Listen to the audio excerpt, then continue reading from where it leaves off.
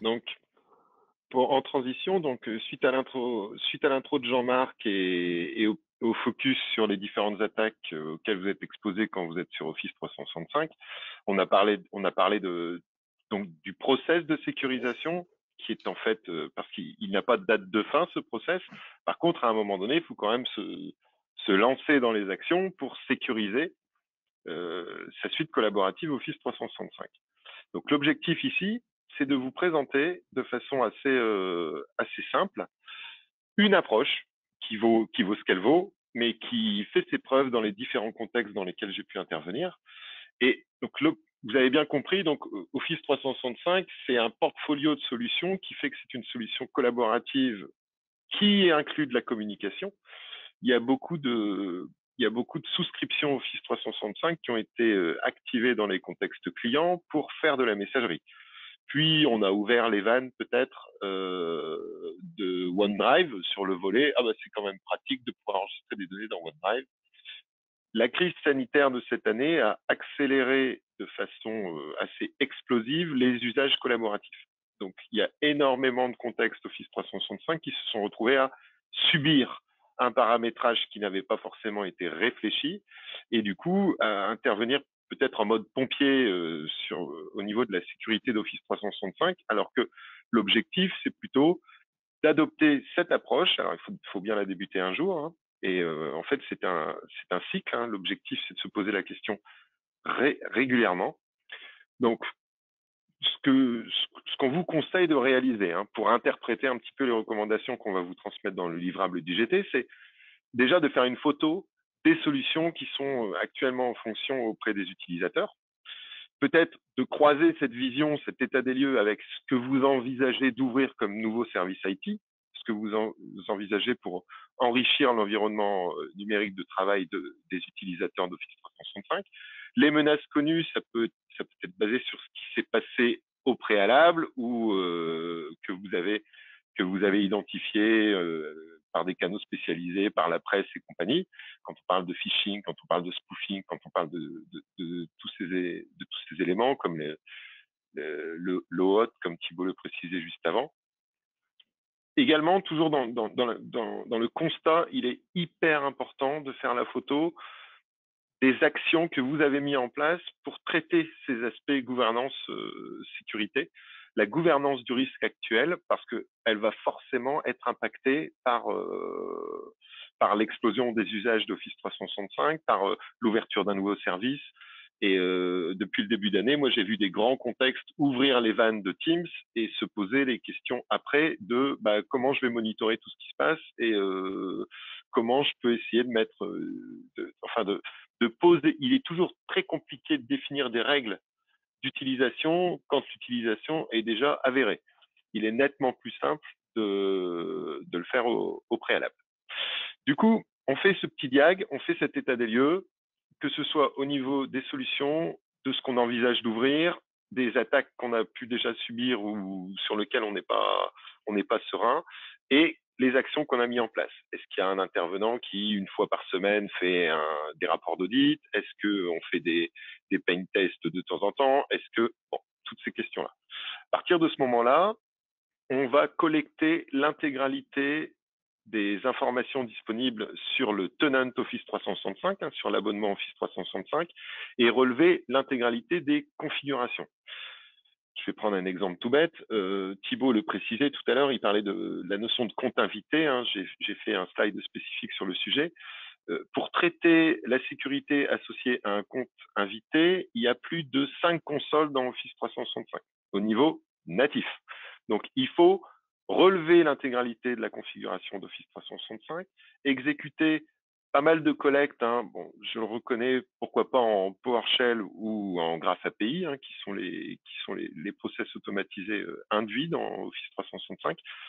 On collecte l'intégralité des informations. À partir de ce moment-là, on va pouvoir interpréter les collectes. Je sais pas, je vais donner un exemple tout bête. Si vous avez 500 utilisateurs et que vous avez 1500 périphériques mobiles interfacés avec Office 365, c'est que forcément, il y a de grandes chances qu'il y ait des périphériques qui soient obso ou qu'il y ait un usage du biode que vous ne pensiez pas possible dans vos contextes. Moi, j'ai pas mal de clients, quand je les taquine sur la position, quelle est votre position vis-à-vis du biode, ils me signifient, ah, chez nous, c'est interdit. Mais le problème, c'est que bien souvent, ils ne l'ont pas bloqué. Donc, du biode qui n'est pas bloqué, par définition, est toléré. C'est humain et il faut donc interagir sur ces éléments-là. Une fois qu'on a interprété l'intégralité de ces collectes, par rapport justement aux solutions envisagées, à l'état des lieux, la menace connue et surtout la gouvernance du risque qui est posée, on projette une mise à jour des configurations. Pourquoi pas ouvrir l'accès invité sur Teams parce qu'on a paramétré au préalable Azure AD pour définir un petit peu ce qui était possible de faire en tant qu'invité. Donc, on propose une mise à jour des configurations, on valide ces propositions au sein du comité IT. Il est bon dans le comité IT, pourquoi pas, d'intégrer des utilisateurs parce que c'est toujours pareil. Si on sécurise trop, si on verrouille trop l'outil, l'humain aura tendance à peut-être utiliser un outil annexe. Et en définitive, par une sécurisation, on va ouvrir des usages qu'on peut corréler auprès enfin, associés à du shadow IT ou des solutions annexes. Et c'est pas l'objectif. L'objectif, c'est vraiment tirer le maximum de la solution Office 365 avec ce qui est disponible nativement. Hein. Il y a des petits add-ons qui peuvent être intéressants quand on prend une souscription licensing supplémentaire, mais déjà, de base, c'est une suite collaborative qui permet de faire énormément de choses et on a la possibilité de la paramétrer. Donc, on valide ces propositions, on met à jour les actions de gouvernance parce que c'est bien d'indiquer, bon, bah, à partir de maintenant, une fois par semaine, on va collecter la liste des invités pour regarder ceux qui sont inactifs et une fois par semaine, on va regarder les périphériques mobiles associés. Le tout n'est pas de le dicter, le tout est de s'organiser pour. Alors, je dirais que la fréquence d'une semaine est peut-être un petit peu, en fonction des contextes, mais c'est peut-être un petit peu présomptueux. Mais essayer d'aménager peut-être soit une équipe, soit du temps au sein des équipes IT, parce que le constat, c'est que il y a encore beaucoup de contextes dans lesquels c'est les équipes IT qui s'occupent de la sécurité en plus du reste. Et le problème du en plus du reste, c'est que on se retrouve à agir en réactif plutôt qu'en proactif. Et les intervenants précédents l'ont signifié, avec une bonne hygiène, du bon sens et une approche, somme toute, pragmatique, on peut se mettre dans des conditions qui permettent d'agir moins souvent en réaction. Et à partir du moment où on a mis à jour les actions de gouvernance, alors peut-être mise à jour de gouvernance, ça peut être des process humains, ça peut être également des collectes qu'on va planifier pour justement avoir des états des lieux périodiques qu'on va pouvoir interpréter. Pourquoi pas, bah, si c'est un script qu'il faut automatiser, bah, il suffit de valider que le script fonctionne, qu'il nous apporte le résultat qu'on attend, et après, et pourquoi pas après l'automatiser. À partir de ce moment-là, on peut mettre en œuvre les plans de sécurisation. Nous, on aime bien découper les plans de sécurisation en deux pans. Alors, un plan de sécurisation court terme, les fameux quick wins qui permettent, je dirais, d'élever le niveau de sécurité de façon rapide et juste avec du paramétrage et en capitalisant les licences détenues. Et après, pourquoi pas envisager des services supplémentaires pour dérouler un plan de sécurisation qui serait plus long terme. Alors souvent, dans les plans de sécurisation long terme, on peut corréler tout ce qui est protection de la donnée, parce que la protection de la donnée, c'est pas évident. La protection de la donnée impose déjà de détenir une notion de criticité à associer à cette donnée. La réponse qui est de dire je vais tout bloquer ou tout sécuriser ou tout crypter ou tout chiffrer n'est pas je dirais que c'est pas une réponse pertinente. Et là, on rentre dans des cycles plutôt de gouvernance de la donnée qui, par essence, ne sont pas des cycles IT, mais bien des cycles d'entreprise. On met en œuvre ces plans de sécurisation. Déjà le court terme avec des résultats probants tout de suite, une sécurisation qui s'élève rapidement, et après sur le long terme, envisager soit des outils complémentaires, soit d'enrichir la démarche de gouvernance et pour dérouler ces actions de long terme. C'est un process en fait, hein, cette approche elle pourrait être cyclique parce qu'en définitive, comme la suite Office 365 évolue, il y a des nouveaux applicatifs, il y a des nouveaux usages, il y a des nouvelles tendances qui font que, en définitive, ces questions-là, faut se les poser régulièrement et essayer d'adopter cette démarche, peut-être pas au quotidien, mais de la planifier régulièrement. On a des enjeux par rapport à cette démarche, justement de la sécurisation d'Office 365. Donc, objectifs et enjeux classés en différents pans. Donc, on a la capitalisation au maximum des services détenus. Je fais souvent des comparaisons, par exemple, avec les cartes bancaires que vous avez tous et toutes. Les cartes bancaires incluent tout un tas d'options. Il est dommage, en définitive, de souscrire des options supplémentaires quand c'est déjà inclus dans le pack. Partez du principe que quand vous souscrivez à un pack, et Office 365 c'est le cas, vous avez une multitude de solutions et c'est dommage, je dirais, de prendre de nouvelles options quand elles sont incluses dans le pack qu'on détient, quoi. Donc, on capitalise au maximum les services détenus dans Office 365 en fonction de la typologie de licence que vous détenez. On définit les usages souhaités. Je souhaite, par exemple, faire de Teams l'outil collaboratif, la plateforme collaborative centrale pour exposer de la donnée à des partenaires externes. Voilà, ça c'est un usage souhaité. On définit donc ces use cases, ces usages souhaités avec les populations d'utilisateurs. On paramètre les différentes solutions au sein des différentes consoles d'administration. Je vous ai dit tout à l'heure sur l'accès invité, il y a 5 consoles à aller traiter.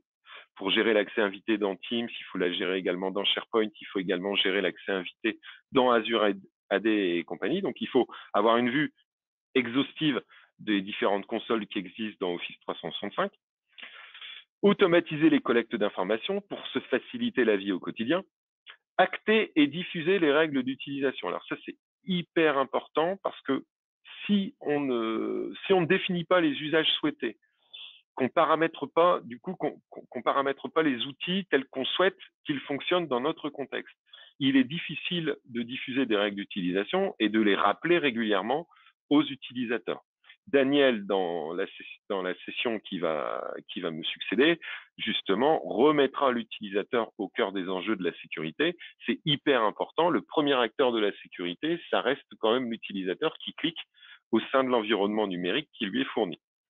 Donc, on acte et on diffuse des règles d'utilisation régulièrement. Ce que je constate, moi, de façon assez sympa, c'est des communautés, pourquoi pas SharePoint, hein, vu qu'on parle d'Office 365, ou Teams, où les équipes sécurité diffusent de façon régulière des règles de bonne pratique, des alertes, le tout là-dessus, c'est d'être, entre guillemets, je vais utiliser un terme assez fun, pourquoi pas des iconographies, pourquoi pas raconter des histoires plutôt que simplement de la communication écrite qui fait que l'utilisateur sera beaucoup moins sensibilisé.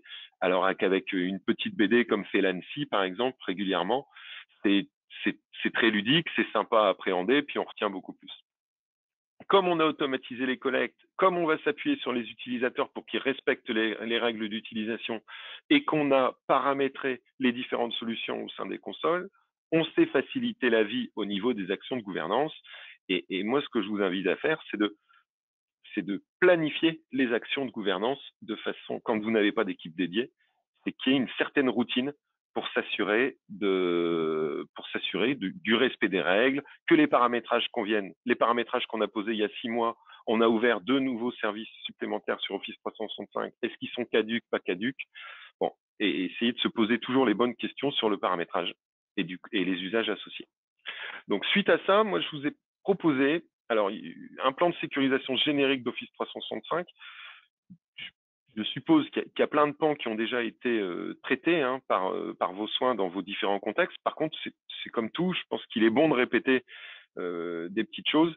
Ça ne se veut pas exhaustif, mais c'est une bonne première vision globale qui permet de sécuriser, je dirais, son environnement Office 365. Donc, ça doit adresser plusieurs catégories, la sécurisation d'un tenant Office 365. Déjà, la configuration globale du tenant. Donc la configuration globale du tenant, ça peut être les services qu'on va ouvrir, les licences qu'on détient, les scénarios d'identité pour lequel qu'on a activé dans notre contexte? Est-ce que est-ce que les utilisateurs sont uniquement disponibles sur Office 365? Est-ce que c'est synchronisé depuis un AD? Toutes ces questions-là.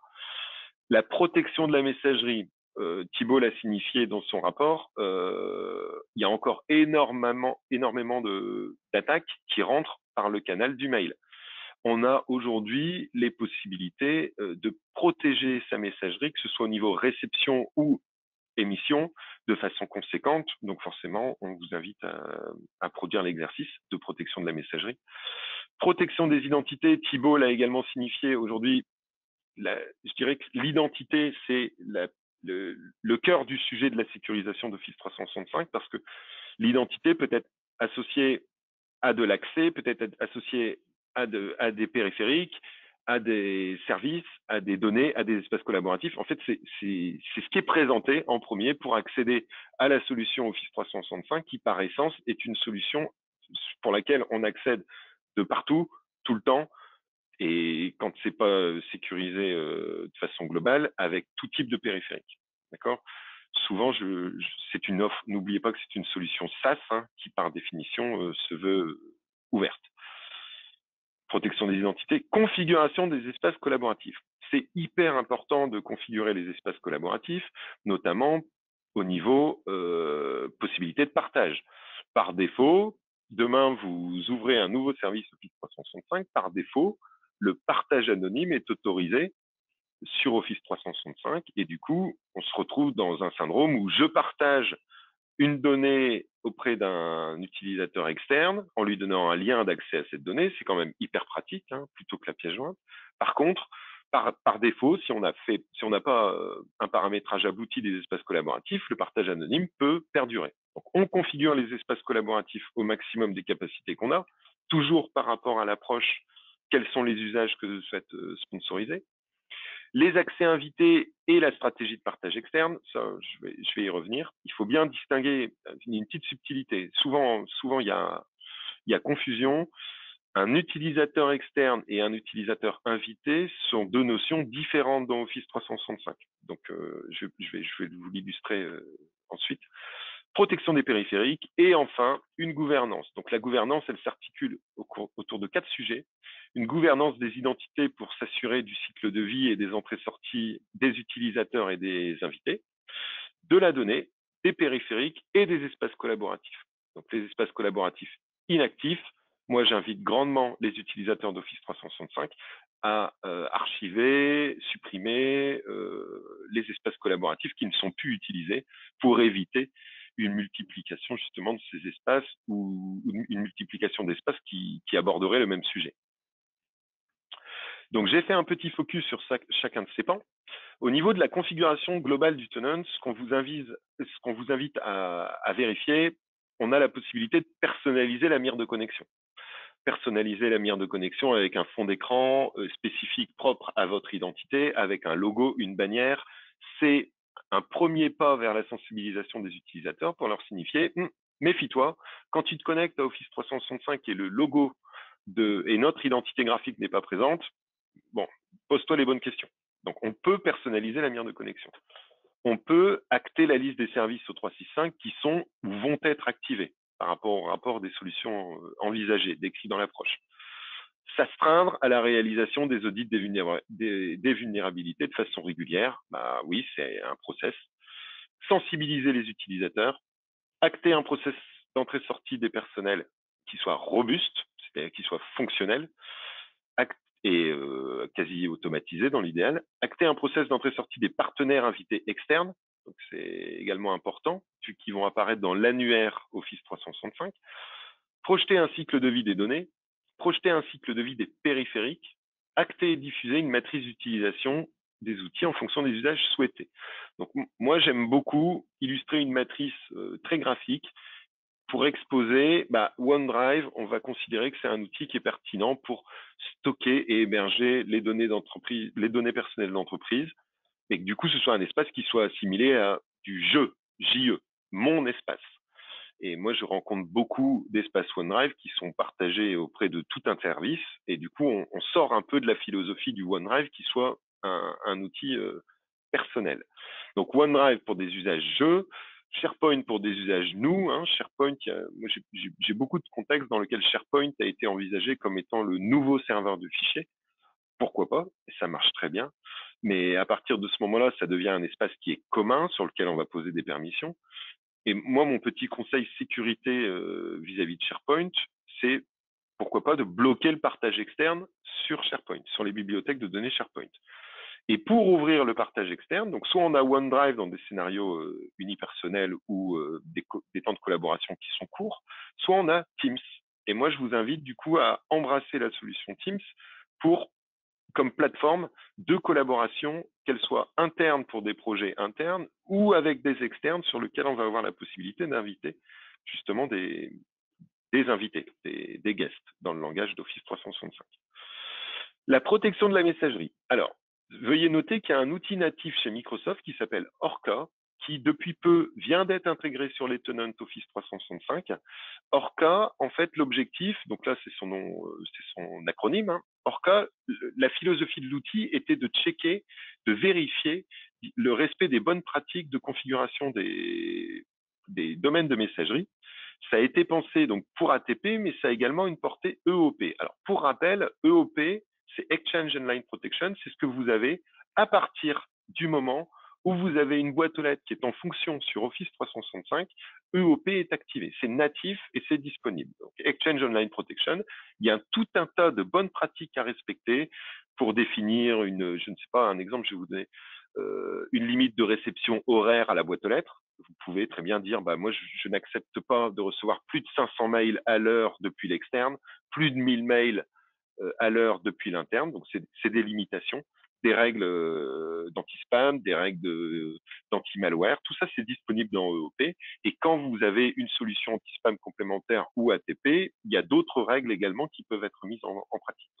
N'hésitez pas à utiliser Orca, ne serait-ce que pour faire un fameux état des lieux des domaines de messagerie que vous avez sur Office 365.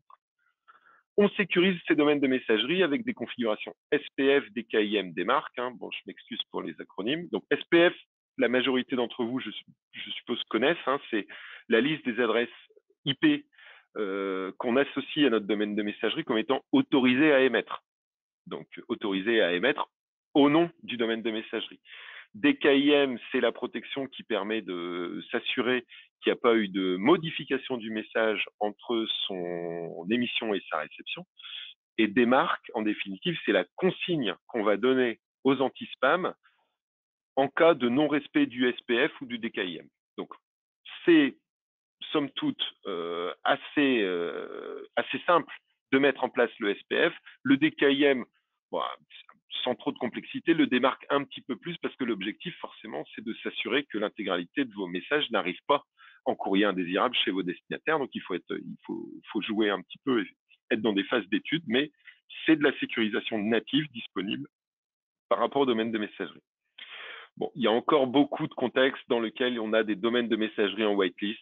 Bon, ça, best practice, c'est de ne pas en avoir. Acter la pertinence des expéditeurs autorisés. Hein, vous savez, le fameux clic droit que vous faites dans votre boîte aux lettres pour dire ceci n'est pas un indésirable. Bah, ça génère un expéditeur qui devient autorisé. La délégation et le transfert et les règles de traitement automatisé. Donc ça, c'est forcément, je dirais, des collectes qu'il faut faire de façon régulière. Et nous, quand on est sollicité en cas de suspicion de compromission, une des premières choses qu'on va aller vérifier, c'est justement, est-ce qu'il n'y a pas des règles de transfert ou délégation qui ont été posées sur la boîte aux lettres de l'utilisateur qui a été compromis. Ça reste encore vrai dans la majorité des cas.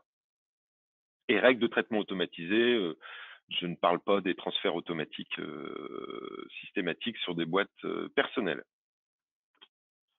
Protection des identités. Alors, quand on souhaite protéger les identités, il faut le faire. Bah, la majorité des cas, on synchronise son Active Directory, mais donc il faut protéger l'identité, que ce soit sur Active Directory comme sur Azure Active Directory, qui est le pan d'Office 365 qui va accueillir les utilisateurs membres et les utilisateurs invités. Donc, on a une portée compte utilisateur, compte à privilège et également compte invité, les fameux guests dont je parlais tout à l'heure. Le plan d'action pour la protection des identités, c'est d'identifier les scénarios d'accès légitimes dans votre contexte, de bloquer les authentifications basiques. Les authentifications basiques, c'est associé à 13 méthodes de connexion qui n'acceptent pas l'authentification moderne. L'authentification moderne, quand on parle de MFA ou d'authentification multifacteur, sachez qu'en IMAP, en Exchange Active Sync, il n'y a pas cette notion-là. Donc, aujourd'hui, le but, c'est d'aller bloquer les authentifications basiques. Encore une fois, c'est natif. Dans Azure AD, quand vous étudiez les connexions de vos utilisateurs, vous pouvez regarder les connexions qui sont réalisées en authentification basique. Et mon petit conseil, c'est toutes les méthodes, il y a 13 méthodes, toutes les méthodes qui ne sont pas utilisées, bah, vous les coupez au global. Comme ça réduit le spectre des authentifications basiques. Exiger le MFA pour l'ensemble des comptes à privilèges, c'est hyper important parce que c'est systématique. Créer et sécuriser plusieurs comptes à privilèges nominatifs, bon ça c'est de la base, hein, et désactiver les comptes inactifs depuis plus de 90 jours. Une petite option, si on a du premium, on peut faire de l'accès conditionnel, du privilège identity management, pour être toujours dans la logique du moindre privilège, et de la protection d'identité de façon un petit peu plus riche. Yann, oui. Il faut que tu accélères. Pas de souci, j'ai bien tout fini. Configuration des espaces collab. Les items à sécuriser, je vous l'ai dit tout à l'heure, il y a 5 pans à sécuriser quand on parle d'espace collaboratif. Les plans d'action, c'est déjà d'intervenir sur les partages externes et sur la configuration de Teams, parce que Teams permet de faire du SharePoint, mais de la communication, d'avoir des applications et d'organiser des meetings. Quand on a une option premium, on peut utiliser des groupes dynamiques, de l'expiration des Office Group et tout un tas de choses sympas qu'on peut très bien bypasser quand on est juste avec de l'Office 365 avec des automatismes. La petite subtilité entre les invités et le partage externe, quand on discute avec quelqu'un, on discute avec un utilisateur externe. Quand on invite un invité sur Teams ou à consommer un service Office 365, on est dans la logique du guest. Donc, il y a un paramétrage qui par défaut est on et il y a un paramétrage qui par défaut est off. Et si vous souhaitez, par exemple, imposer le MFA pour tous les comptes invités chez vous, ça va avoir un impact sur le licensing. Il faut que vous ayez de l'Azure AD Premium. Les périphériques, on en revient classiquement au MDM, à l'antivirus, à la mise à jour de Windows 10 et du patch management en général.